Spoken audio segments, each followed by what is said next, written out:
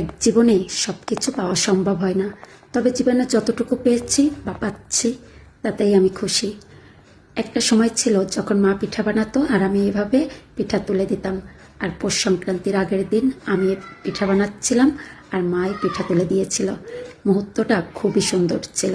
এবারের পৌষ সংক্রান্তি যেহেতু একাদশীতে পড়েছিল, তাই তার আগের দিনে সবাই কম করে পিঠা বানিয়েছিল।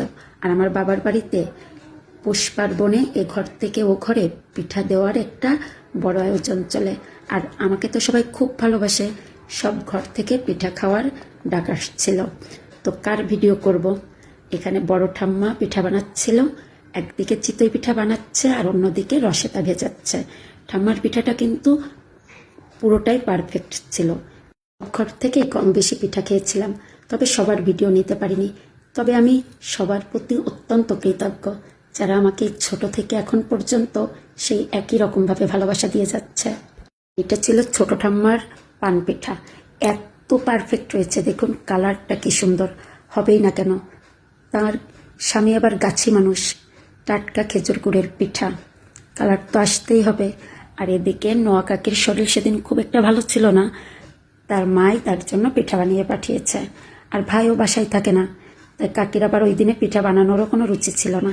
তো আমি গেলে ওইটাই আমাকে খেতে দিল। আর এইটা ছিল আমার ছোট কাকির বানানো পিঠা। ছোট কাকি ওই দিন পাটিসাপটা আর পান পিঠাটাই করেছিল। আর এটা ছিল আমার সেজো ঠাম্মার পিঠা। তার পিঠা প্রথমে ভালো ফুলছিল না, তার মন খারাপ।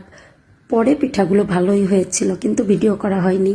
আর আমার মায়ের কি যে কাণ্ড, আরও পুরানো ছাঁচে পিঠা হচ্ছে না, আবার মঙ্গলবারে নাকি নতুন ছাঁচে শুরু করা যাবে না। তাই আমার মা কড়াইতেই এই পিঠা বানিয়েছে। সে তো জানে না আমরা শহরেও এভাবে ভর্তা দিয়ে চিতই পিঠা খাই। তারপর যখন মাকে বুঝালাম যে তোমার এই পিঠাটাও সুন্দর হয়েছে, তখন সে একটু স্বস্তি পেয়েছে।